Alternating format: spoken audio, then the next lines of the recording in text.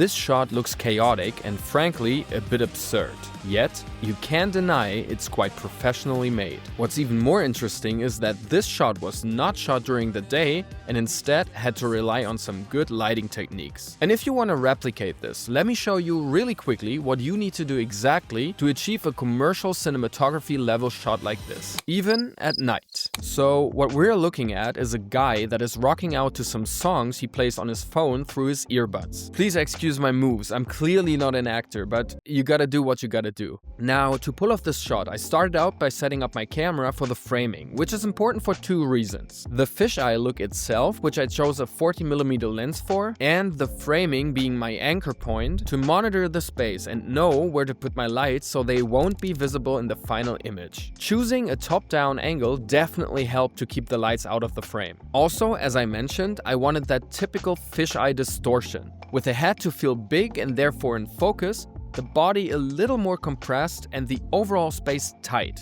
highlighting intimacy and that he's really in his own little world right now. It creates this almost claustrophobic feeling. The talent feels isolated but somehow in a positive way, and he's extremely present. Kinda weird as opposed to an eye-level shot, which almost looks boring, you can see that here. What helps guiding the viewer's focus to the subject are some leading lines, which I achieved through different items like the pillows, the rug, the cabinet, and of course the window slats. And speaking of the window slats, let's talk lighting. Now, I shot the whole thing at night and therefore needed some convincing artificial sunlight to get the right exposure in the room. And mimicking sunlight that shines through a window was the way to go for me. For that, I used a powerful 200-watt light with a projector snoot on it and placed a window gobo inside of it. Oh, and by the way, all the gear that I use in this video is linked below. So I chose this projector snoot because I wanted a rather hard directional light with clear shadow lines. I set it to 5600 Kelvin at 21% and aimed it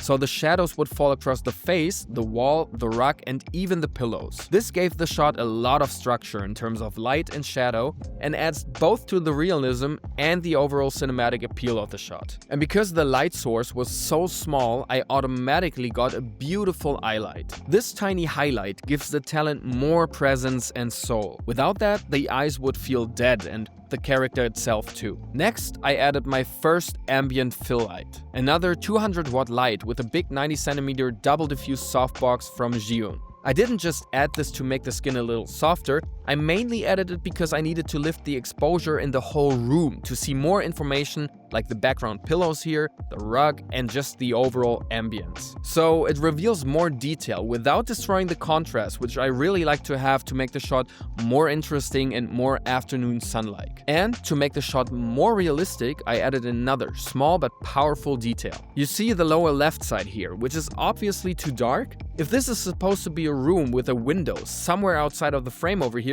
there has to be more light there. But not only that, the intensity of the light is crucial too. Now, due to the limited space, I needed a small but really powerful light, which is why I chose the Zhiyun Molus X100 RGB with a Fresnel lens and barn doors. It's so light and small and gives me the perfect lift of exposure in that area, while throwing hard light on parts of my body in this area. You can see it on my leg and knee. It really adds to the realism of sunlight that can be hard during the day and getting softer throughout the afternoon. Look how now the lighting flows from hard light to soft light to shadow. That transition looks pretty aesthetic in my opinion, while keeping the perfect balance of an artistic approach and realism. But of course, lighting and framing are just part of what makes the shot really pleasing to look at. So, moving on to the color palette and set design, I made a very intentional decision. I kept everything really simple and real. I mean, this is not a stylized studio set. It's just a living room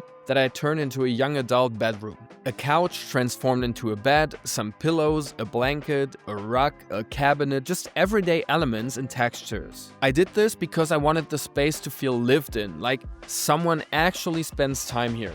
And when it comes to the color palette, I also limited myself to a very clear contrast. Basically, red, versus a cool bluish green tone. The wardrobe lives mostly in the reds and creamy reds with warm orange skin tones. I even made the album cover of the song he's listening to on his phone red.